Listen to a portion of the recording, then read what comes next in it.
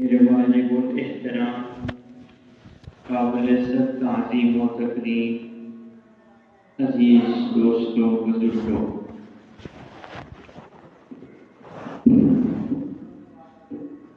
آج کے جمعے کا عنوان ہے اخلاق۔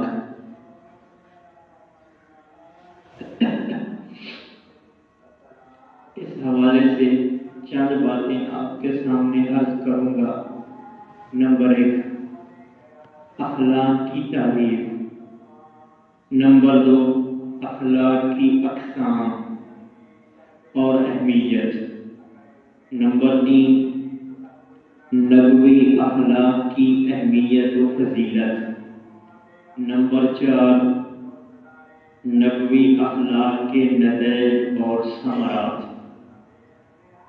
2 باتیں آج کے جمعے میں عرض کروں گا اور 2 باتیں اگلے جمعے انشاءاللہ۔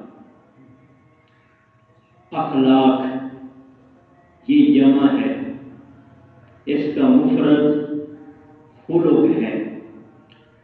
خلق کا معنی کیا ہے؟ خلق کا معنی ہے طبیعت، رویہ، مزاج۔ اسی سے ملتا جلتا ایک لفظ خلق ہے۔ خلق کا معنی ہے ظاہری حالت، ظاہری حالت۔ اللہ نے ہماری ظاہری حالت بنا دی، اور خلق کا معنی ہے اندر کی حالت، اندرونی حالت۔ یہ ہم نے خود بنانی ہے۔ تو اخلاق جمع کا ہے اور خلق واحد ہے۔ اخلاق کی قسمیں، اخلاق کی 2 قسمیں ہیں۔ نمبر 1، اخلاق فاضلہ۔ نمبر 2، اخلاق رذیلہ، یعنی عالی اخلاق، گھٹیا اخلاق۔ آپ نے جمانے اچھے اخلاق، نمبر 2 برے اخلاق۔ اچھے اخلاق، عالی اخلاق، اخلاق فاضلہ، اس کی 3 قسمیں ہیں۔ نمبر 1، اخلاق حسنہ۔ نمبر 2، اخلاق کریمانہ۔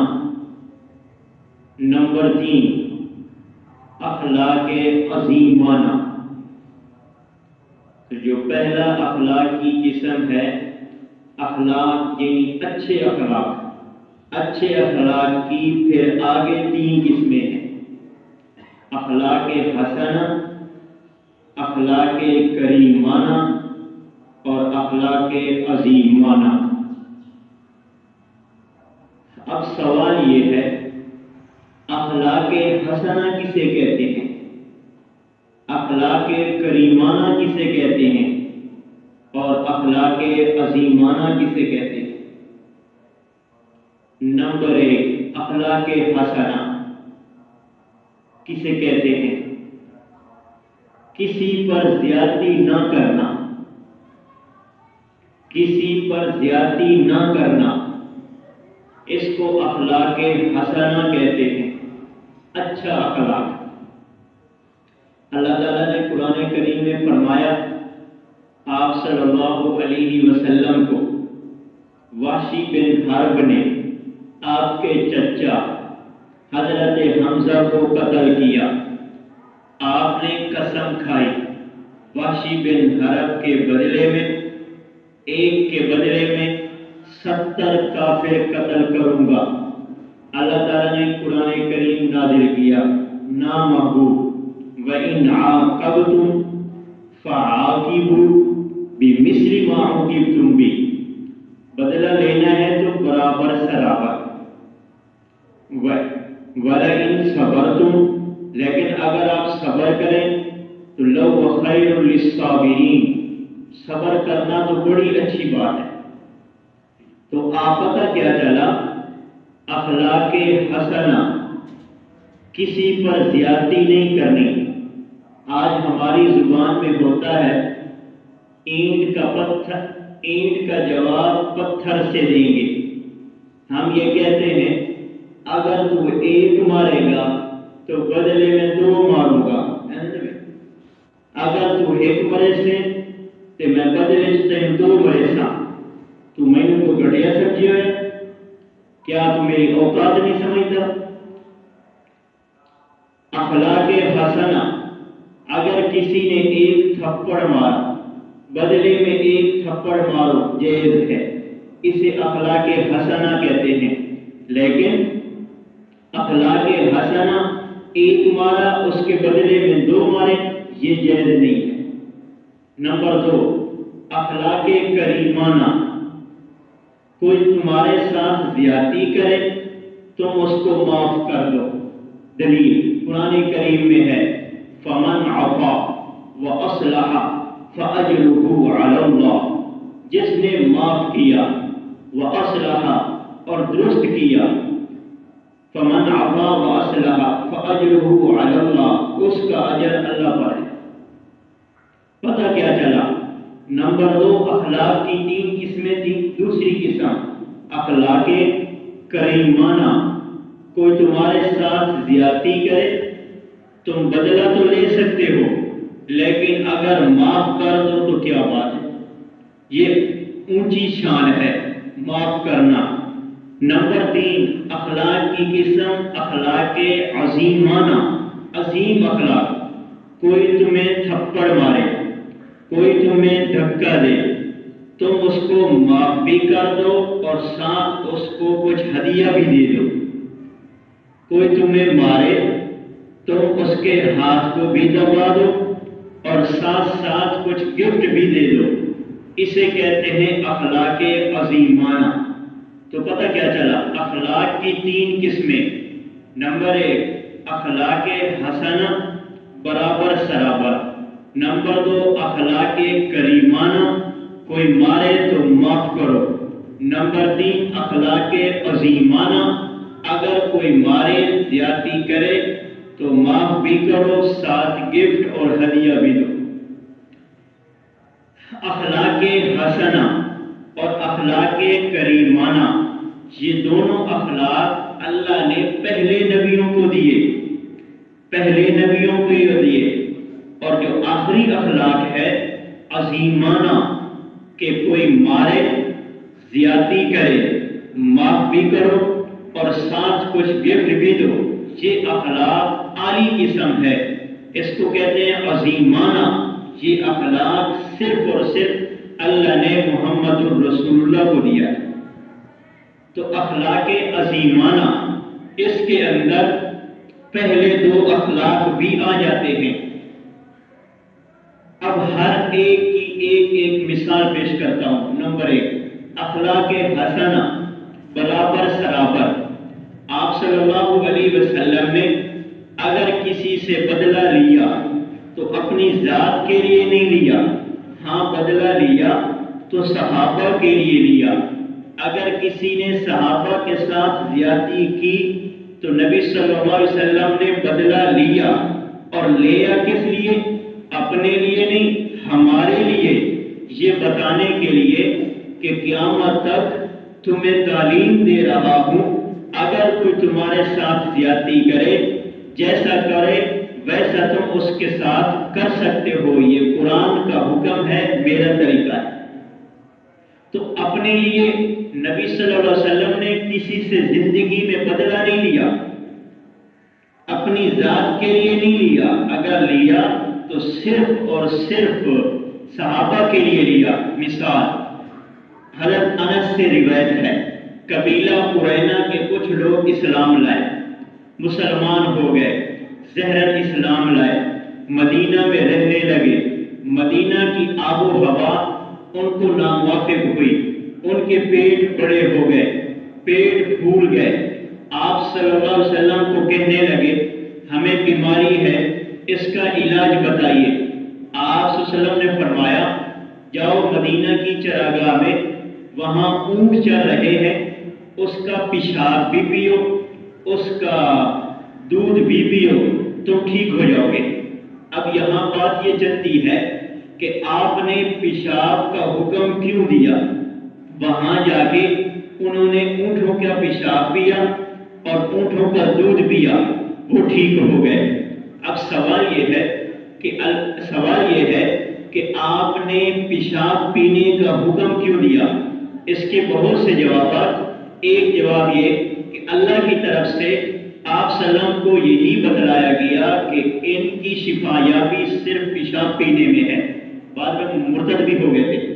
اب جب وہ ٹھیک ہوئے تو پھر انہوں نے جو وہاں صحابہ اونٹ چلا رہے تھے ان کو قتل کر دیا، قتل کر کے آنکھیں نکال دی، کان کاٹ دیے اور ان کو پھینکا اور اونٹوں کو لے کے بھاگ گئے۔ اس کی خبر آپ صلی اللہ علیہ وسلم کو ہوئی۔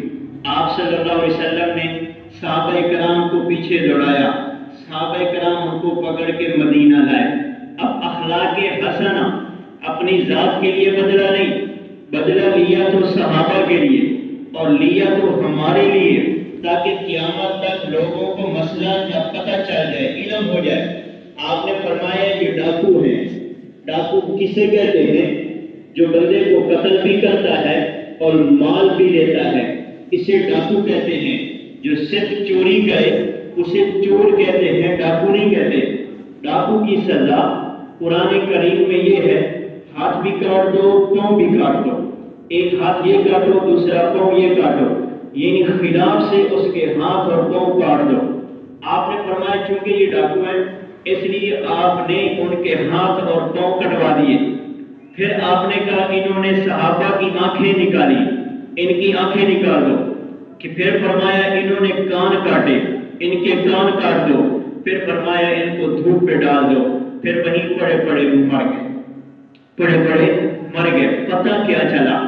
یہ اخلاق حسنہ ہے، جیسا انہوں نے کیا ان کے ساتھ ویسا ہی آپ نے کیا۔ اس کا ثبوت شریعت میں ہے اور ہے بھی ہمارے لیے۔ مگر آپ صلی اللہ علیہ وسلم نے اپنی ذات کے لیے کبھی کسی سے بدلہ نہیں لیا۔ اس کی ایک اور مثال دیتا ہوں۔ جبلہ بن احم فتوح شام میں بھی ہے، نبہۃ العرب کتاب اس میں بھی ہے۔ جبلہ بن احم غسان کا بادشاہ، قد کتنا بڑا؟ 12 گز، 12 فٹ جسے کہتے ہیں۔ جب اونٹ پہ بیٹھتا یا گھوڑے پہ بیٹھتا اس کے پاؤں زمین پہ لگتے۔ یہ اسلام لایا۔ حضرت عمر کا زمانہ ہے، حضرت عمر کا زمانے میں اسلام لایا۔ مسلمان بڑے خوش ہوئے۔ جب یہ آ رہا تھا مدینہ کے قریب پہنچا تو اپنی شان و شوکت سے آیا۔ 100 اونٹ آگے، 100 اونٹ پیچھے، اونٹوں کو توق سونے اور چاندی کے توق پہنائے، خود سر پہ بڑا بہترین قیمتی جواہر سے بنا ہوا تاج رکھا، یعنی سونے اور چاندی کا، مسلمانوں کو اپنی شان دکھلانے کے لیے۔ مسلمان بھی سارے نکلے اس کے استقبال اور اس کو دیکھنے کے لیے۔ مسلمان ہو گیا، مکے کا طواف کر رہا ہے، کعبے کا طواف کر رہا تھا۔ اس کی چادر بڑی تھی، نیچے زمین پہ گھسٹ رہی تھی۔ پہلے دور کے جو لوگ ہوتے سردار، ان کی چادر زمین پہ گھسٹتی تھی، یہ ان کی نشانی ہوتی تھی کہ یہ سردار ہیں۔ ایک مسلمان کا اس کے چادر پہ پاؤں پڑ گیا۔ جب پاؤں آیا، فزاری قوم کا بندہ تھا، تو اس نے پیچھے ہٹ کے، اس کی چادر کھلی، اس نے پیچھے ہٹ کے زور سے تھپڑ مارا۔ مسلمان کو جب تھپڑ مارا، غالباً مسلمان کی آنکھ نکل گئی یا اس کو بہت زیادہ تکلیف ہوئی۔ وہ حضرت عمر کے پاس گیا، کہنے لگا میرے مومنین، مجھے تو بدلہ چاہیے، مجھے تو انصاف چاہیے۔ کیا ہوا کہ مجھے جبلہ بن احم نے تھپڑ مارا ہے زور سے، میرا قصور بھی نہیں ہے، میں نے جان بوجھ کے پاؤں بھی نہیں رکھا، میں بھی طواف کر رہا تھا، وہ بھی طواف کر رہا تھا۔ حضرت عمر نے بلایا، سامنے کھڑا کیا۔ حضرت عمر نے فرمایا اس کو تو نے تھپڑ مارا؟ اس نے کہا جی مارا۔ کیوں مارا؟ کہ میری چادر پہ اس نے پاؤں رکھا۔ حضرت عمر نے فرمایا بدلے کے لیے تیار ہو جا، یا تو تجھے تھپڑ لگے گا یا اس بندے سے معافی مانگ، یہ تجھے بندہ معاف کر دے گا۔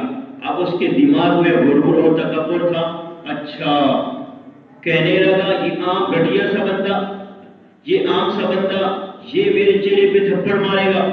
میں تو بڑا سردار ہوں، میں نے تو یہ سوچ کے آیا تھا کہ جیسی میری شان و فضیلت کفار کے پاس ہے ویسی شان و فضیلت مسلمانوں کے پاس بھی ہوگی، اس سے بھی بڑھ جائے گی، تم تو مجھے عام بندے کے ساتھ ملا رہے ہو۔ خاتمہ نے کہا نہ بھائی، اسلام تو اسلام ہے، اسلام عدل و انصاف چاہتا ہے، یہاں چودھری نہیں چلتا، یہاں وڈیرا نہیں چلتا، یہاں چھوٹا نہیں چلتا، سب برابر ہیں۔ عمر کا انصاف کہتا ہے تجھے تھپڑ کھانا پڑے گا یا اس سے معافی مانگنی پڑے گی۔ بڑا چلاک اور شیطان قسم کا بندہ تھا، کہنے لگا چلو ایک رات کے لیے مجھے مہلت دے دو، میں سوچ لوں۔ راتوں رات نکلا، روم چلا گیا، مرتد ہو گیا، اسلام سے پھر گیا، دوبارہ کافر ہو گیا۔ جب مرتد ہرقل بادشاہ کے پاس پہنچا تو ہرقل بادشاہ بڑا خوش ہوا اس کی آمد سے کہ یہ کافر ہو کے دوبارہ میرے پاس آیا ہے۔ اس نے اپنی بیٹی کا رشتہ دیا اور آدھی سے زیادہ سلطنت اس کے نام کر دی۔ پھر اس طرح وہ اپنی زندگی گزارتا رہا۔ کئی عرصے کے بعد حضرت عمر نے خط لکھا تھا، قاصد کو دیا کہ روم کے بادشاہ کے پاس جاؤ، اسلام کی کہ اس کو اسلام کی دعوت دو۔ جب قاصد ہرقل بادشاہ کے پاس پہنچا، وہ کہنے لگا جو تمہارا مسلمان میرے پاس آیا ہے اس کو دیکھا ہے، جانتا ہے؟ کہتا نہیں جانتا۔ کہتا وہاں بیٹھا، جا کے دیکھ لے۔ وہ قاصد جب گیا تو جیسا دربار، جیسے نوکر، جیسے خادم ہرقل بادشاہ کے تھے، ویسے نوکر اور خادم اس کے بھی تھے۔ بڑی دھوم دھام، بڑا پروٹوکول اس کے پاس بھی دیکھا۔ اب اس کی داڑھی تھوڑی تھوڑی سفید ہو رہی تھی۔ اس قاصد نے اس کو نہیں پہچانا، لیکن جبلہ بن احم اس کو پہچان لیا۔ پوچھا امیر المومنین عمر کیسا؟ جی ٹھیک ہے۔ مسلمان کیسے؟ جی ٹھیک ہے۔ پھر تھوڑی دیر کے بعد اس نے کیا کیا؟ اشارہ کیا دائیں ہاتھ کا، ادھر سے ایک باندھی آئی، 10 کرسیاں لگا دی۔ ادھر سے اشارہ کیا، ادھر 10 کرسیاں لگ گئی، سونے اور چاندی کی کرسیاں۔ ادھر بھی آگے باندیاں بیٹھ گئیں، ادھر بھی آگے باندیاں بیٹھ گئیں۔ پھر ایک اور باندھی نکلی، کل حسنی کشمسی کو حسنن، سورج کی طرح حسین تھی، وہ نکلی۔ اس کے سر پہ کبوتر بیٹھا تھا، دائیں ہاتھ میں مشک تھی، مشک اس ہاتھ میں بھی خوشبو تھی، بائیں ہاتھ میں گلاب کی خوشبو تھی۔ اب وہ کبوتر اڑا، اس ہاتھ میں آیا، یہاں الٹا پلٹا، پھر اس ہاتھ میں آیا، وہ یہاں الٹا پلٹا، یعنی خوشبو لگائی۔ پھر خوشبو لگا کے پھر وہ باندھی جبلہ بن احم کے سامنے آئی۔ سامنے جب آئی وہ کبوتر اڑا اور اس کے سر پہ بیٹھا اور پھڑ پھڑایا، یعنی اس جب پھڑ پھڑایا تو اس کے اوپر خوشبو آئی، سارے جسم پہ خوشبو آئی۔ یہ اس کی خوشبو کا طریقہ تھا۔ اب وہ یہ تو سمجھ رہا تھا کہ میں بہت بڑا کام کر رہا ہوں، لیکن اسلام نہیں ہے تو کچھ بھی نہیں ہے۔ وہ مسلمان کو اپنی طاقت دکھا رہا تھا۔ پھر کہتا ہے اچھا ایک بات کرو، اگر امیر المومنین مجھے اپنی بیٹی کا رشتہ دے دے تو میں اسلام لاتا ہوں۔ دوسری شرط، امیر المومنین اپنے بعد مجھے خلیفہ بنائے تو میں اسلام لاتا ہوں۔ مسلمان نے کہا کہ پہلی شرط کہ عمر سے تجھے اپنی بیٹی لے کے دوں گا، میں اس کی ضمانت دیتا ہوں، تو آ جا اسلام قبول کر، لیکن دوسری شرط کہ تجھے خلیفہ بنایا جائے، میں یہ نہیں کر سکتا۔ یہ بات ہوئی، مسلمان واپس آیا، حضرت عمر کو واقعہ سنایا۔ حضرت عمر نے کہا تیرا کوئی حال نہیں، تو اس کو کہہ دیتا اگر اسلام لاتا میں اس کو بیٹی دے دیتا۔ بیٹی کیا چیز ہے؟ ایک بندہ ہمیشہ کے لیے جہنم سے بچ جاتا، میری وجہ سے میں اس کو اپنی بیٹی دے دیتا، اور باقی خلافت کا معاملہ وہ تو اللہ کا معاملہ ہے۔ اللہ نے ہی فیصلہ کرنا تھا کہ وہ خلافت کا اہل ہے یا نہیں ہے۔ اگر اہل ہوتا تو اسے مل جاتی، نہ اہل ہوتا تو اسے خلافت نہ ملتی۔ الغرض پتہ کیا چلا؟ اخلاق حسنہ۔ حضرت عمر نے فرمایا بھائی تم نے اس کو تھپڑ مارا ہے تو بدلے میں تھپڑ لگے گا، کمی زیادتی نہیں ہوگی۔ اس کو کہتے ہیں اخلاق حسنہ، برابر سرابر۔ ایک تھپڑ لگا تو ایک تھپڑ لگاؤ، 2 لگے تو 2 لگاؤ، جائز ہے۔ معاف کرنا بڑی بات ہے۔ نمبر 2، اخلاق کریمانہ اخلاق۔ جو تمہارے ساتھ زیادتی کرے تم اس کو معاف کر دو۔ دلیل کیا ہے؟ بخاری و مسلم میں ایک روایت آتی ہے حضرت جابر رضی اللہ تعالی عنہ سے۔ حضرت جابر فرماتے ہیں ہم ایک غزوہ میں آپ صلی اللہ علیہ وسلم کے ساتھ نجد کی طرف گئے۔ جب وہاں پہنچے تو وہاں بہت گھنے درخت تھے، سخت گرمی تھی۔ آپ صلی اللہ علیہ وسلم نے جب درختوں کو دیکھا تو ایک سائڈ پہ دور جا کے ایک درخت کے نیچے سو گئے، اپنی تلوار کو اوپر لٹکا دیا اور نیچے آپ سلام نیچے زمین پہ سو گئے، اور صحابہ کرام تھوڑا سا دور سو گئے۔ اب ایک کافر آیا، اس کافر نے موقع دیکھا، اس نے کہا کہ یہ مسلمانوں کا نبی اکیلا سو رہا ہے، اوپر تلوار بھی لٹکی ہوئی ہے، ہونا میں اب اس کو قتل کر دوں، ہونا میں اب اس کو قتل کر دوں۔ اس نے وہ تلوار اٹھائی اور آپ کے سامنے کھڑا ہو گیا اور کہنے لگا من یمنعک منی، من یمنعک منی، بتاؤ آپ کو مجھ سے کون بچائے گا، آپ کو مجھ سے کون بچائے گا؟ آپ نے فرمایا ایک دفعہ اللہ، بس یہ کہا۔ پھر دوسری دفعہ کہنے لگا من یمنعک منی، آج آپ کو مجھ سے کون بچائے گا؟ دوسری دفعہ آپ نے زور سے فرمایا اللہ۔ جب یوں فرمایا نا تو اس کے ہاتھ کانپنے لگے، اس کا جسم سارا تھر تھرانے لگا، تلوار نیچے گر گئی، تلوار نیچے گری، آپ نے تلوار اٹھائی، آپ نے فرمایا من یمنعک منی، بتا تجھے مجھ سے کون بچائے گا؟ اب بتا تجھے مجھ سے کون بچائے گا؟ اب پریشان کافر کہنے لگا آپ تو معاف کرنے والے ہیں، آپ تو معاف کرنے والے ہیں، اب سوچنا تیرے اور میرے ساتھ ایسا ہو، صحیح ہے، کوئی ہمارا دشمن ہو، ہمیں پیر مارنے پہ آئے، ہم اس کا ہاتھ پکڑ لیں اور اس کا پسٹل بھی چھین لیں، صحیح ہے، وہ مارنے کے فل ارادے میں ہو، ہم پسٹل چھین کے ہم کیا کریں گے؟ بتاؤ بھائی، معاف کریں گے؟ فوراً ایک بجے 5 ماریں گے، ہے نا بھیا؟ لیکن آپ صلی اللہ علیہ وسلم کے کیا اخلاق تھے؟ اخلاق کریمانہ۔ وہ کافر آپ کے سامنے کہنے لگا، آپ نے کہا اب بتا من یمنعک منی، تجھے مجھ سے کون بچائے گا؟ تو وہ کہنے لگا آپ تو معاف کرنے والے ہیں۔ سارے صحابہ بھی آ گئے، آپ صحابہ نے کہا یا رسول اس کو قتل کر دیں، آپ نے کہا نہیں، اس کو میں معاف کرتا ہوں، معاف کرتا ہوں۔ اخلاق کی دوسری قسم اخلاق کریمانہ، معاف کرنا، یہ بڑی بات ہے۔ نمبر 3 اخلاق کی آخری اور تیسری قسم اخلاق عظیمانہ، بڑے بڑے اخلاق۔ کوئی تمہیں مارے، کوئی تمہیں پیٹے، کوئی تمہارے ساتھ زیادتی کرے، تم اس کو معاف بھی کرو اور ساتھ ساتھ گفٹ اور ہدیہ بھی دے دو، یہ ہے اخلاق عظیمانہ۔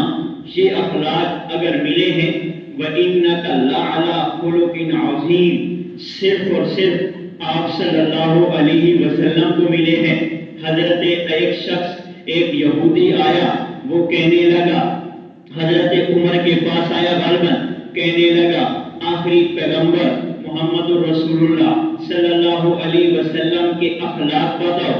آپ نے حضرت عمر نے فرمایا میں کیسے بتاؤں، میں نہیں بتا سکتا، جاؤ بلال کے پاس، یہ بلال بتائے گا، کیونکہ بلال شروع سے نبی کے ساتھ رہا ہے۔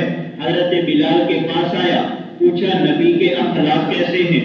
بلال کہنے لگا نا میں نبی کے اخلاق کیسے بتاؤں، میں نہیں بتا سکتا، جاؤ حضرت علی المرتضیٰ کے پاس، وہ آپ شروع میں اسلام لائے تھے، شروع میں آپ کے گھر بھی رہتے تھے اور آپ نے ان کو پالا بھی ہے، اور آپ کو حضرت آپ صلی اللہ علیہ وسلم نے اپنی بیٹی بھی ان کو دی ہے، حضرت علی المرتضیٰ سے پوچھو نا۔ وہ حضرت بلال کہنے لگے جاؤ حضرت فاطمہ کے پاس رضی اللہ تعالی عنہ کے پاس، حضرت فاطمہ سے پوچھو۔ وہ یہودی حضرت فاطمہ کے پاس آیا، کہنے لگا اپنے والد کے اخلاق بتاؤ۔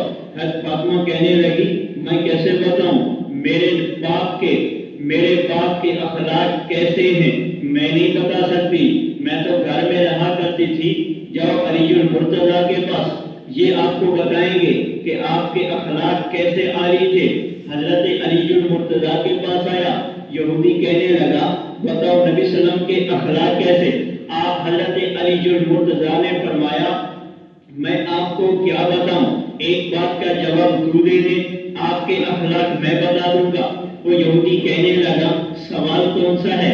حضرت علی المرتضیٰ نے فرمایا بتاؤ ساری کائنات میں جتنی حیوانات، انسان، پرندے، چرندے، درند، ساری کائنات میں جتنی چیزیں ہیں ان کو شمار کر سکتے ہو یا ان کو بیان کر سکتے ہو؟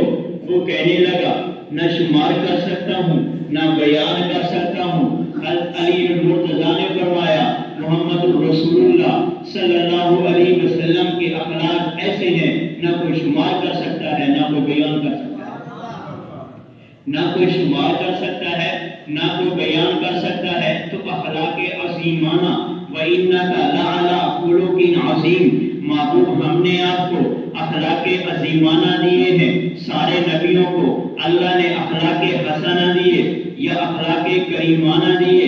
نبی بدلہ بھی لیتا ہے، نبی معاف بھی کرتا ہے، لیکن محمد رسول اللہ وہ نبی ہے، اس کے ساتھ کوئی زیادتی کرے گا یہ اس کو معاف بھی کرے گا، اس کو ساتھ ساتھ گفٹ اور ہدیہ بھی دے گا، اور آپ نے دیا بھی دیا ہے۔ میں اس کی ایک مثال پیش کرتا ہوں۔ یہ کیا ہے؟ یہ کون سا وقت ہے؟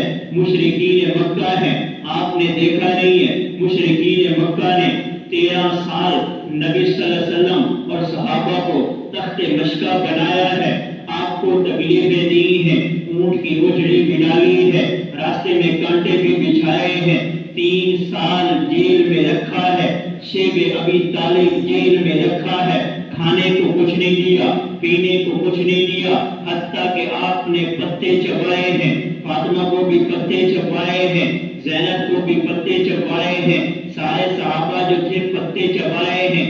جب ایک روایت کے مطابق جب پتے ختم ہو گئے تھے تو جوتے کے جو تلوے تھے وہ بھی آپ نے چبائے ہیں۔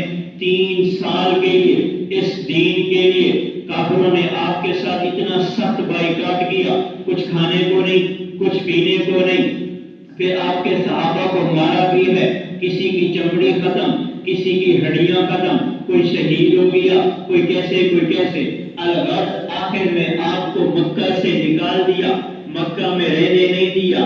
یہ صرف بیان کرنے کی بات نہیں، اگر آج تجھے اس جگ سے کوئی شخص کا پیر نکال دے، بہر نکال دے، تو یہاں سے نکل جا، تو یہاں رہنے کا حقدار نہیں ہے، اللہ تجھے پھر طاقت دے، مال دے، پھر تو واپس آئے، اس بندے کے اوپر تجھے قدرت اور طاقت ہو، آپ دیکھیں گے تو کیا کرتا ہے۔ آج اللہ تعالیٰ نے بالکل ایسے کیا، آپ صلی اللہ علیہ وسلم مکہ سے چلے گئے، انہوں نے نکال دیا۔ جب آپ جا رہے تھے آپ نے فرمایا مکہ تو مجھے بڑا اچھا لگتا ہے، آنکھوں سے آنسو تھے، تیرے لوگ مجھے رہنے نہیں دیتے، وگرنہ میں تجھے ہرگز نہ چھوڑتا۔ وہاں سے چلے گئے، روتے ہوئے چلے گئے، لیکن اللہ نے پھر طاقت بھی دی ہے، پھر ملک بھی دیا ہے، پھر بادشاہت بھی دی ہے، سب کچھ جب دیا پھر واپس آئے۔ کیا بات ہے، جب فتح مکہ ہو رہا ہے سارے کافر ڈر رہے ہیں، ابو سفیان اس وقت مسلمان نہیں ہوا، حضرت عباس جو آپ کا چچا ہے مسلمان نہیں ہوا، حضرت عقیل جو حضرت علی کا بھائی ہے اس وقت تک مسلمان نہیں ہوا، یہ سارے ڈر رہے تھے۔ اکرمہ بن ابی جہل جو ابو جہل کا بیٹا ہے یہ مسلمان نہیں ہوا، یہ سارے ڈر رہے تھے آج ہمارا کیا بنے گا، محمد رسول اللہ ہمارے ساتھ کیا کرے گا۔ لیکن کیا دیکھا، ابو سفیان اور حضرت عباس رضی اللہ تعالیٰ عنہ ایک پہاڑ کی چوٹی پہ چھپ کے بیٹھ گئے، دیکھا محمد رسول اللہ کی شان کیا ہے۔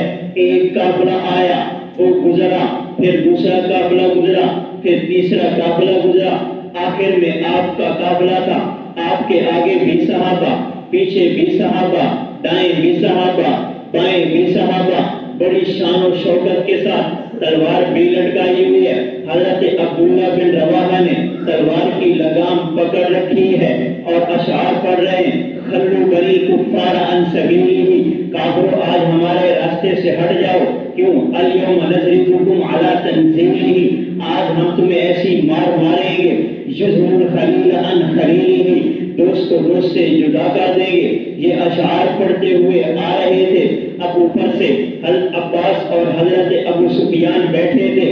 ابو سفیان کہنے لگا عباس بتاؤ یہ کون آ رہا ہے؟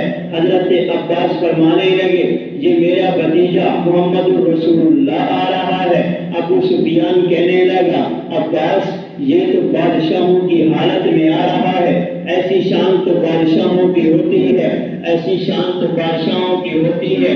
حضرت عباس نے فرمایا نا نا نا، یہ شان بادشاہوں کی نہیں، یہ شان ختم نبوت اور نبوت کی شان ہے۔ میں نے یہ دیکھا ہے، میں کسرا کے بادشاہ میں بھی گیا ہوں، فارس اور روم کے بادشاہوں کے پاس بھی گیا ہوں، لیکن جو شان محمد رسول اللہ کی ہے وہ شان کسی کی نہیں ہے۔ یہ اپنے منہ سے دھوپ پھینکتے ہیں، صحابہ ہاتھ پہ لے کے اپنے چہرے پہ مل لیتے ہیں، یہ وضو کرتے ہیں، یہ اس کے جو صحابہ ہیں یہ پانی نیچے گرنے نہیں دیتے، اس کو اپنے اوپر مل لیتے ہیں۔ یہ تو پانی کی بات ہے۔ آپ نے کہا صحابی کو خون دیا، جاؤ صحابی خون کو کسی جگہ پہ دفنا دو۔ واپس صحابی گیا، صحابی نے خون پی لیا، پوچھا خون کا کیا کیا؟ آپ نے فرمایا، وہ صحابی کہنے لگا یا رسول اللہ ایسی جگہ دفن کیا ہے جس کو کوئی دیکھ نہیں سکتا۔ آپ نے فرمایا تو نے پیا ہے؟ کہنے لگا جی یا رسول اللہ پیا ہے۔ آپ نے فرمایا خدا کی قسم جس کے جسم میں محمد کا خون گیا اس کو جہنم کی آگ کبھی بھی نہیں چھو سکتا۔ تو یہ اخلاق تھے۔ اب جب مکہ میں آئے تو کیا کیا؟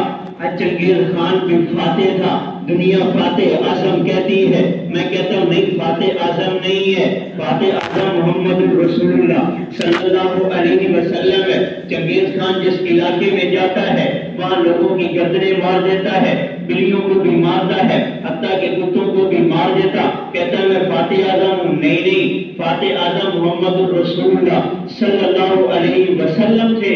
اتنی طاقت کے باوجود بھی آپ کا جو پیشانی مبارک تھی، سارا چہرہ تھا، یہ اونٹ کی کوہان کے ساتھ منہ لگا ہوا تھا اور زبان پہ ایک ہی کلمہ تھا، لا الہ الا اللہ۔